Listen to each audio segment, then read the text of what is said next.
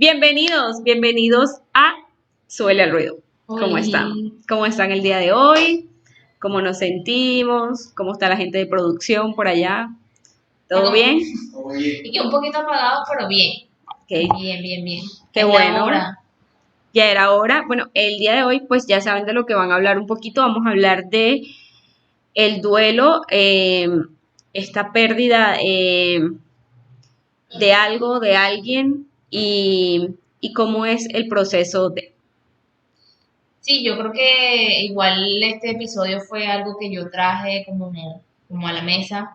Eh, pues básicamente obligué a Francia a que habláramos de esto, pero sí era como una asignatura pendiente que yo tenía.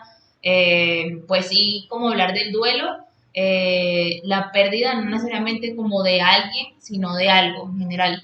De hecho, creo que en un capítulo hablamos un poquito de esas etapas del duelo, creo que fue en el de si puedo ser amigo de mi ex, nombramos las 5 etapas, creo que las explicamos bastante bien, pero esas 5 etapas o sea, son como del duelo y ya la gente las lleva a cualquier tipo de pérdida. Entonces creo que es un poquito tocarlas, pero ya acá vamos a profundizar en cuando pierdes a un ser querido o alguien que tú amas o pues sabes de experiencias que escuchamos de las personas que también han pasado por este proceso.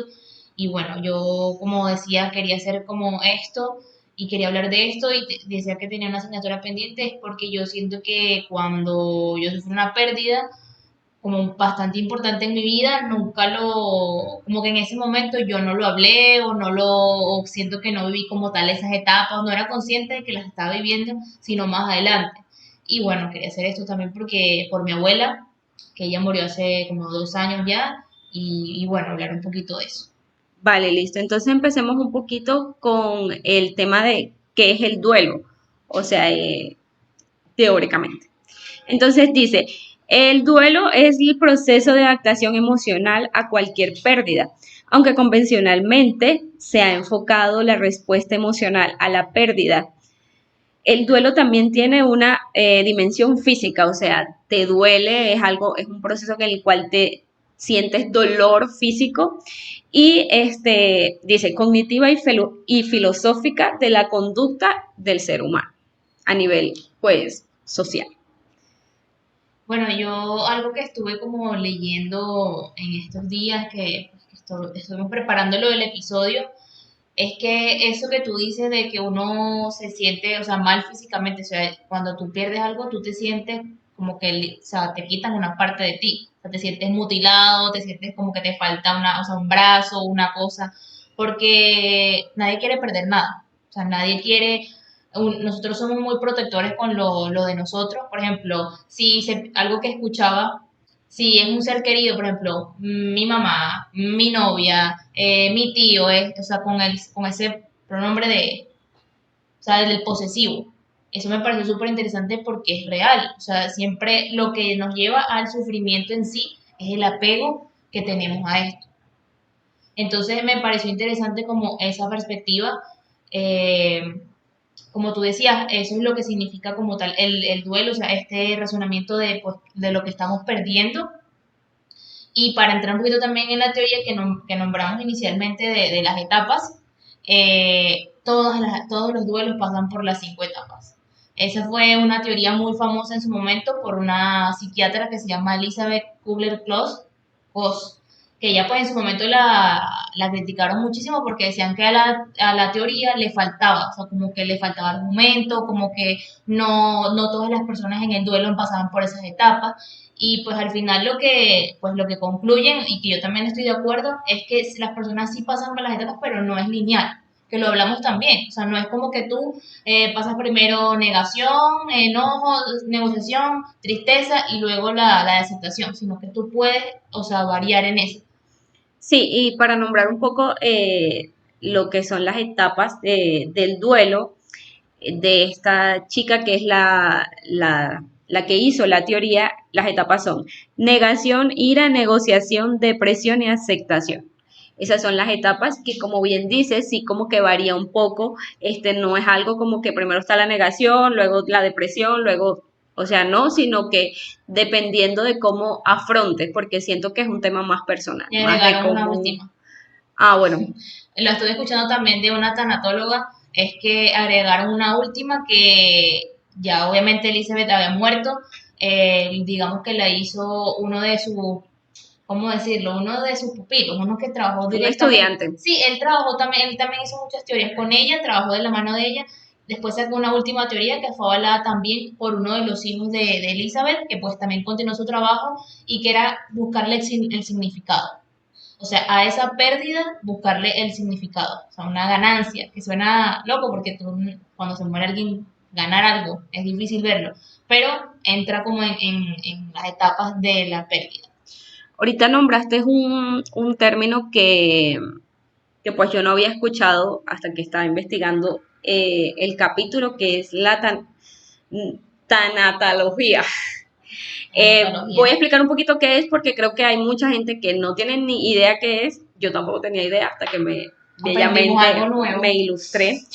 siempre aprendiendo. Y dice, la tanatología, bellamente, dice, es el estudio de la vida que incluye la muerte. O sea, básicamente o a grosso modo, así lo describen. Eh, ya va. Ok. Es una disciplina científica que se encarga de encontrar el sentido al proceso de la muerte. Sus ritos y significados, concebidos como una disciplina profesional que integra a la persona como un ser biológico, psicológico y social y espiritual para vivir en plenitud y buscar su trascendencia. O sea, básicamente eso es lo que es Sí, la definición la teórica. definición teórica de lo que es ese que me cuesta. El tanatólogo básicamente se especializa, como lo dijo Frank, o sea, es un estudio científico. Él se especializa en la muerte, no solamente de las personas pues, que están pasando por el proceso, digamos, a morir, que padecen alguna enfermedad terminal o pues esto, sino también los familiares. Antes se creía que solamente la muerte pues lo estudiaban como a los moribundos, pero no veían más allá de como las personas, los dolientes también eran las personas más allegadas. Entonces, pues los tanatólogos, pues a lo largo de que se empezó, desarrolló digamos, el estudio, se encargaron pues de mirar, es una de las pioneras en eso fue Elizabeth, que ella en su momento pues se enfocó mucho en las personas que estaban por morir, que en ese momento nadie le prestaba atención, digamos como que decían, el médico decía, no, ya no hay nada que hacer, y la gente pues lo dejaba a su suerte, pero nadie se hacía cargo como de que cómo siente esta persona, qué está pasando, entonces Elizabeth se metió como en ese ámbito, con ese campo. Y bueno, digamos que los tanatólogos la ven a ella como, o sea, como una líder, lo que sacó, todo lo que sacó, pues sus teorías pues son, ¿cómo decirlo así? Le abrieron muchísimas puertas al estudio. Y bueno, yo traigo otra vez lo que dije al inicio pues, de hacer esto, pues hablar pues todo el tema de lo de la pérdida. Ahorita lo estuvimos comentando antes de empezar, pero como que Fran me decía, no, pero es que yo no he sentido ese duelo, o sea, esa pérdida. Y yo le decía a Fran, pero es que la pérdida, el duelo, no es solamente cuando se muere un ser querido, sino muchísimas cosas. Cuando pierdes un trabajo, cuando pierdes un sueño que pues por decirlo así, que ya no lo sigues, que es algo que siempre has querido, cuando pierdes una amistad, o sea, creo que todas esas cosas pues llevan al mismo lado. Sí, sobre todo, y lo comentamos en el episodio anterior, anterior no, fue en uno de los episodios que subimos, que estábamos comentando también lo del duelo, lo de la pérdida, que cuando tú rompes con una pareja, terminas una relación, eso también pasas como una etapa de duelo, es algo que ya no está en tu vida y que estabas acostumbrado a que sí estuviera, de alguna manera, fuese mala o no la relación, sobre todo en relaciones amorosas. También sucede full en el tema de los amigos. Yo soy partidaria de que duele muchísimo más terminar una amistad, ¿no? Porque creo que los amigos, no sé, son como más íntimos. Eso ya depende mucho de cómo lo veas, pero romper también o terminar con una amistad duele bastante. Pero antes de seguir como debatiendo un poco, existe también, hay unos tipos de duelo. que los voy a nombrar. Sí, que creo que va con lo que estás diciendo, con lo Sí, de que se llama con anticipado sin resolver, ausente, crónico o patológico, retardado, inhibido, desom... ¿Qué? ¿Qué dice lo que escribí? ella no entiende su letra. Dios. Desorientado y distorsionado es la cosa, así. Entonces, esos son como los duelos que la gente, o sea, los diferentes tipos de duelo, no todos son, o sea, no todos viven, las personas no viven, los mismos duelos siempre, creo. Claro, algo que pues que mucha gente dice es que, y que yo estoy demasiado de acuerdo, es que no todas las personas viven el dolor de la misma forma. No todas las personas tienen el mismo tiempo para superar tu duelo. O sea, las personas que te digan, bueno, este duelo se tiene que superar en 6 meses, o sea, te mienten. Cada quien lo vive como puede y o sea, como quiere dentro de lo que cabe. Sí es verdad que pues en este proceso, como decimos, una persona puede durar en su duelo, no sé, 5 años. Y hay personas que también dicen que el duelo no se supera, o sea, tú la pérdida no la superas en sí, sino que tú aprendes a vivir con ella. Con cualquier dolor importante, pues tú aprendes a vivir con eso. Pero cuando se vuelve ya, digamos que un problema, es cuando te quedas atorado en una de las etapas. Por ejemplo, sobre todo en las de lo que son la ira y la depresión. Cuando tú te quedas atorado en esas etapas y no te permites como transitar en las demás, que obviamente pues vas a llegar a la aceptación, ahí es donde está el problema. De hecho, decían también que los tanatólogos no se meten, o sea, sabes que hay una parte que es la tristeza que va ligada a la depresión, cuando es una persona, digamos, que está deprimida, o sea, diagnosticada, que está con un psiquiatra, cuando digamos que tiene una pérdida, ahí los tanatólogos no se meten casi, o sea, ya es con psicólogo, porque ya eso es otra cosa. Pero entonces digamos que en tu duelo, o sea, en tu tipo de duelo no tienes que vivirlo de la misma forma, no es que, ay, yo no sentí tanto porque si se murió, no sé, mi abuela se murió el año pasado y yo no lloré, apenas se murió, es que no me dolió lo suficiente, no. Y también si, por ejemplo, aquí estamos echando cuento de esto y yo te lo puedo hablar relajado y yo no estoy llorando con lágrimas de es que no me dolió, sí, sino que todo el mundo vive su dolor de manera diferente. Sí, yo creo. Y una de las preguntas que tiene el episodio como tal es, eh, una de las primeras es cómo sobrellevar la pérdida. Entonces, eso ya, pues ahí va dependiendo de la gente. Por ejemplo, que tu mamá viva en otro país, es una pérdida porque sientes como el desapego, no sé si es la palabra correcta, de no verla todos los días, de ta, ta, ta, ta, ta. Entonces, eso es un tipo de duelo que pues que la gente tiene que ver o O no tu sé. haber emigrado. Sí, también. Cuántas cosas no perdiste en la vida que tenías? O sea, todo, eso es una pérdida. Por lo menos yo de pensar aquí como cuál ha sido así la pérdida que más pues me ha, digamos que dolido, aparte también de lo que te hablo de emigrar de mi casa, pues de dejar todo lo que pensé que iba a hacer y ya no hacer. Eh, También todo el tema de perder a un ser querido. Yo nunca, o sea, antes tampoco había pasado por esto de que alguien que yo conociera, pues estuviera, o sea, se muriera o que ya no estuviera. Pero a veces te dicen como que no, te tienes que preparar para eso. Yo creo que es una moneda de dos caras.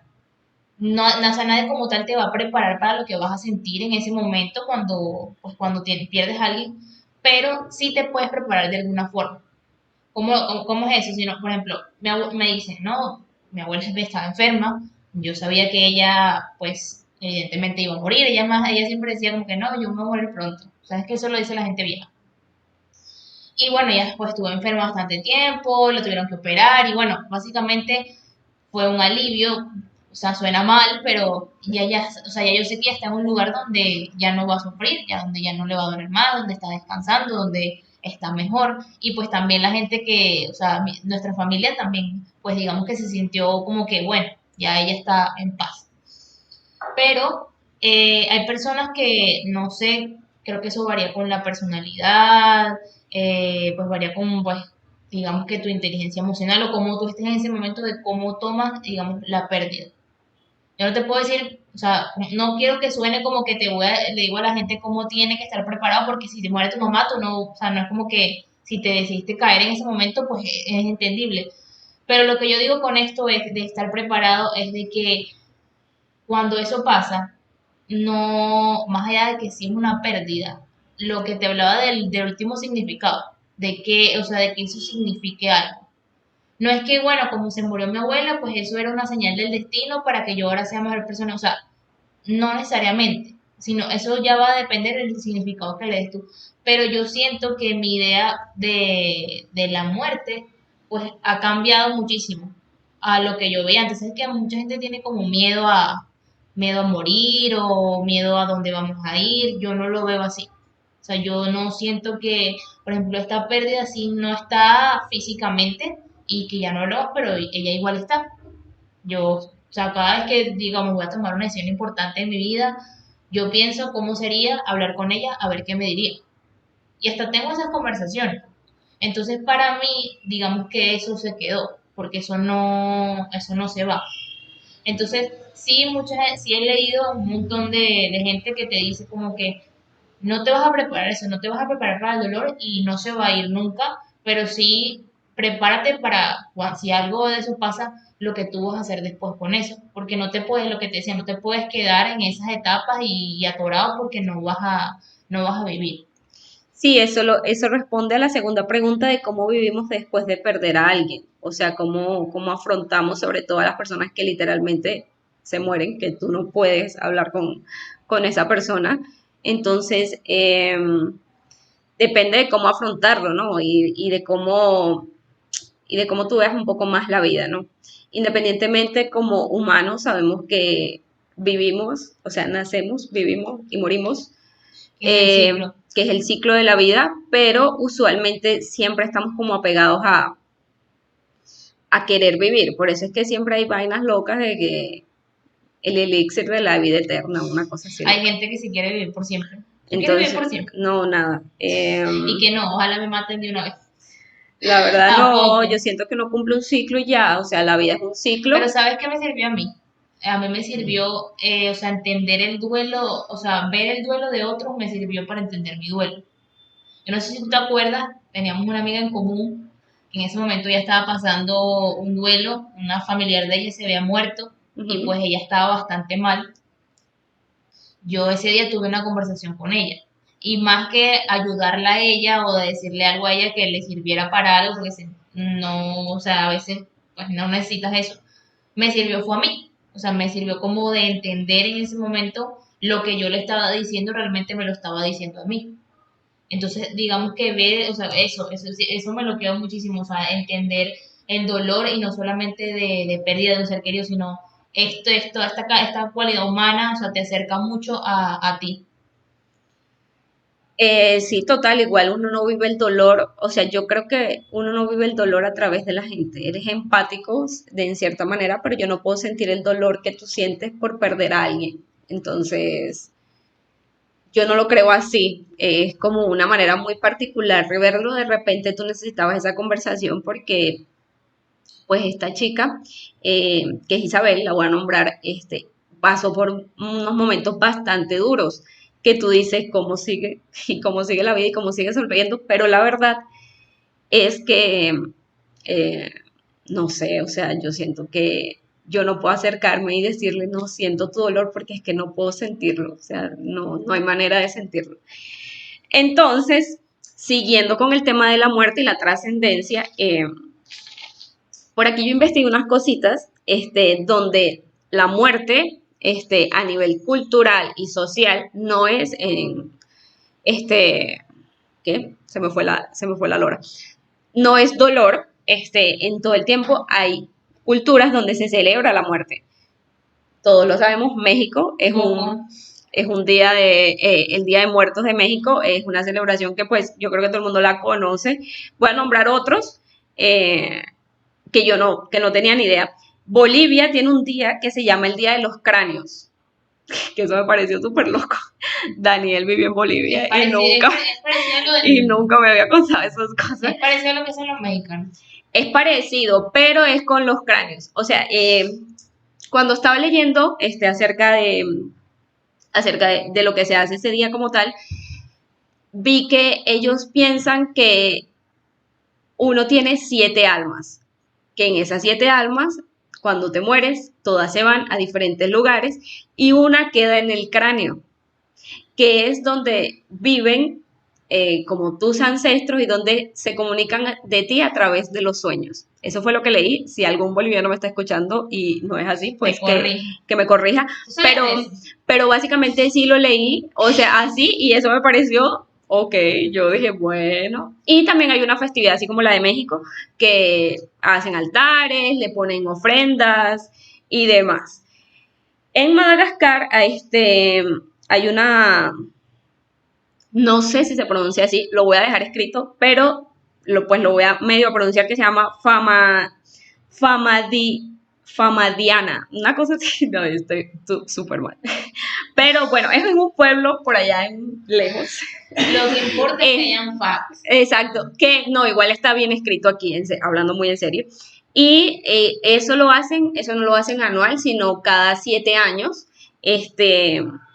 sacan como a los cadáveres, profanan, sí, las tumbas y hacen como bailes, también es un banquete muy, muy de allá, muy, muy cultural, la verdad no voy a decir más porque después digo una cosa que no quiero decir. Y otro que también me pareció súper curioso es que en China hacen el Festival de los Fantasmas Hambrientos. Ahí también pues yo creo que la cultura asiática es bastante espiritual, o sea, ellos creen full en los ancestros, en esas cosas. Mulan me lo enseñó. Entonces, esos de los fantasmas hambrientos también se les ponen como cultura, hacen algo como en los aguas, en los riachuelos, en, ¿cómo se llaman las cosas estas que botan agua? Fuentes, le ponen o sea, el productor me corrige, de lejos. Bueno, esto como que le ponen velas a las fuentes porque el agua es no es como un sistema para hablar, no es que es una telefonía a larga distancia, pero sí es como algo donde se reflejan estos espíritus, esta otra vida que no sabemos si hay o no hay. Y también le ponen ofrenda, queman dinero para ellos y demás. Esto lo hacen como en noviembre, no dije las fechas de los otros, pero el de China, recuerdo que lo hacen como más o menos en noviembre, y ya. A mí eso siempre me ha parecido interesante, como este cuento de celebrar la muerte, al igual que lo hacen con la vida. Uh-huh. Y bueno, yo no sabía de todas estas tradiciones culturales que me acabas de mencionar, digamos que un poco del Día de los Muertos, porque es aquí en Latinoamérica y pues obviamente, digamos, todo lo que Coco nos enseñó gracias a Disney, como siempre. Pero sí, eso me pareció como, de hecho lo vi en estos días, bastante interesante y creo que ese sería como una bonita forma como de verlo y que al final, como te digo, tenga algún significado. O sea, que eso no sea como, como la muerte o sea, si sufres una muerte de algo, o sea, algo muere contigo, pero tú no, o sea, tú al final sigues, o sea, tú al final estás vivo todavía. Sí, igual yo creo que eso depende mucho de la cultura, más allá de la persona, cómo percibimos o cómo canalizamos lo que es la muerte. Y depende de lo que creamos. Hay vida después de la muerte, no la hay. Hay gente que cree que va para el cielo, otros que van para el infierno. Pues la verdad yo no creo que haya un cielo que haya, y que haya, di tú eso. Que haya un cielo o un infierno, yo no soy partidaria de eso. O sea, pero ¿crees que hay algo? ¿Crees que hay algo después? Pues yo creo que uno vuelve a la vida, o sea, uno vuelve como que reencarna. Sí, no, exactamente como que la reencarnación, así que yo me acuerdo de mi otra vida, no. O sea, pero sí como que vuelves, o sea, porque es que es un ciclo, siempre, es un Ok, ciclo sin fin. O sea, siempre, la ok. naturaleza nos los enseña siempre.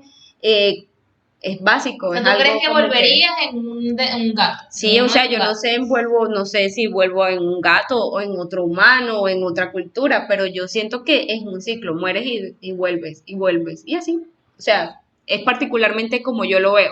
Yo no creo que haya destinado un paraíso de la vida eterna, pues ni quisiera vivir eternamente y tampoco creo que esté ese paraíso, pero respetable como tal de lo que las personas crean. Tampoco creo que exista un infierno donde tu alma va a castigar, a ser castigada por los siglos de los siglos. O sea, eso no va conmigo.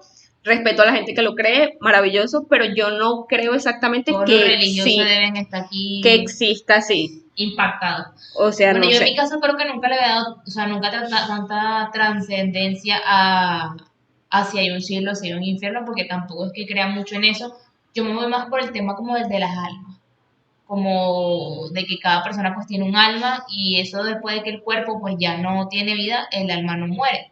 Que toca un poquito este tema en Soul, también en la película de De Disney, Disney. que me pareció también bastante interesante. Obviamente nada de eso está comprobado, eso es pues cualquier cosa, pero me pareció una bonita forma como de verlo. Y creo que más en este tema de las almas. Pero es que no me acuerdo, yo la vi una sola vez, pero yo creo que en esa película también las almas vuelven a la tierra. Creo que es así, no estoy muy segura, pero entonces eso también abarca un poquito de lo que es la reencarnación, o sea, como que vuelves, o sea, terminas el ciclo en esta vida que te tocó en el cuerpo de repente de una mujer y de repente vuelves en el cuerpo de un ¿Tú hombre, o sea, como algo así. tienes miedo de morir? No, siento que es parte de... O sea, Yo creo que lo que a uno le da miedo es dejar cosas sin resolver. a mí me da miedo que me Eso, duela. O sea, como que sea una muerte así sufriendo, como quemada, ahogada, eh, mutilada, como sí, una muerte total, así. yo no creo que la muerte duela, pues no, cuando te mueres, o sea, cuando Cuando te te mueres lo mueres, o sientes. sea, cuando te mueres literalmente, no creo que sea duele, si son estas muertes un poco trágicas, duele la parte anterior, o sea, es antes de quedar inconsciente, eso es lo que duele, pero el acto de morir, Claro. no creo yo que duela, de repente me estaré yo equivocando.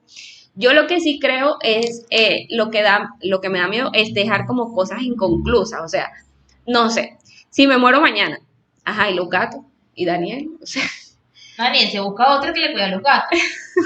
ay, claro que no. Pero sí es eso, como que, ¿dónde dejas tú a lo Mentira, que es? se va a morir una parte de él contigo, pero él seguirá. Y ya, creo que no tenemos más preguntas, anda ya, es que ya respondimos todas, o sea, las preguntas de acá es como volver a reanudar otra vez el tema que ya explicamos, de cómo nos preparamos para perder a alguien que realmente uno sabe, pero pues yo sí creo que uno no está muy preparado, porque igual siempre te va a doler de alguna manera. Y Para ninguna pérdida. Para ninguna pérdida. hay una pregunta que yo incluí, que la voy a explicar rápidamente para finalizar un poco, que es cómo los humanos vemos la muerte. Me metí en una tesis que hizo alguna chica, que pues también dejaré el nombre, que dice, hablar de la muerte es abocar un tema sin fin de múltiples posibilidades. Este hace que un estudio pueda adoptar distintas perspectivas y aunque morir es un proceso individual, es también un acontecimiento que afecta a aquellos que se relacionan con quien muere, evidenciando una dimensión social y cultural.